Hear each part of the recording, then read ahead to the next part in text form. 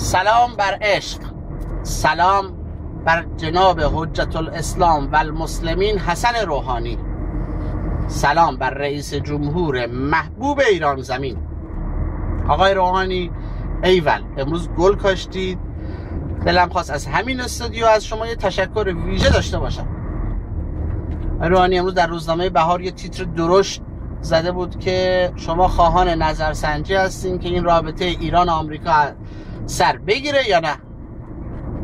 شما شخص فرهیخته دموکرات به عقل و فهم و شعور و درک و خرد ملت احترام گذاشتید.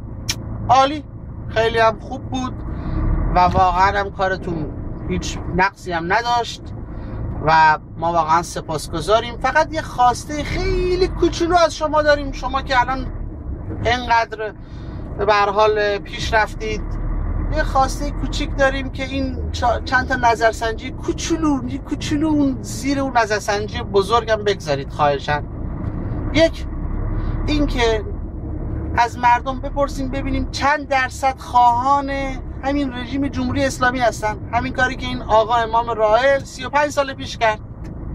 شما هم که ترسی ندارین، ماشاءالله خدات میلیون رای پشت شما بوده، همه ملت هم با داد و هوار میگن آقا ما همه شما رو میخوایم، همه بنفش شدن، رقص هم که کردن، لزگی هم رقصیدن، بریک دانس هم زدن دیگه.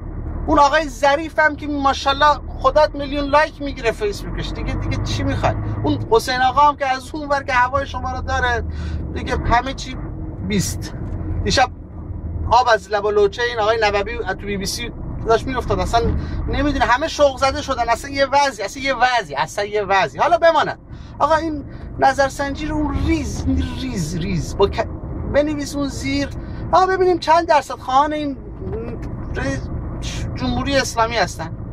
دو، چند درصد، یه نظرسنجی ریزتر از اون زیر بذاریم ببینیم خواهان تا به چه حد خواهان عدالت و آزادی اجتماعی و سیاسی هستن.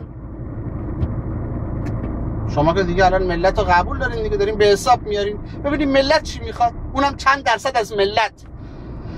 یه نظرسنجی کوچولوچ، ببخشید من زیاد دارم میگم چون میگن تا سه نشه بازی نشه، خب ما هم سه تا ردیف کردم. یکی هم که شما که گفتی برای 4 سال پیش هیچ شبهه‌ای باقی نمونده، یه نظرسنجی کوچولو هم راه بندازید ببینیم اون 4 سال پیش انتخابات داستانش چی بود. ما که نفهمیدیم، تقلب بود، تقلب نبود، اون بدبختا آقای موسوی و کرابی الکی رفتن اون تو، یا اینکه حقشون بود.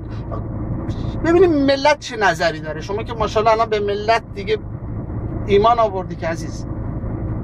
همین 3 تا خواسته رو شما انجام بدی، من به جای یک بار 100,000 بار از شما تشکر میکنم. نه من، همه. ببینید اینجا استودیوی بی بی سی نیست، اینجا استودیوی بی خودم پول این استودیو رو از اینجا در میاد. این صدا شنفتن داره آقای روحانی.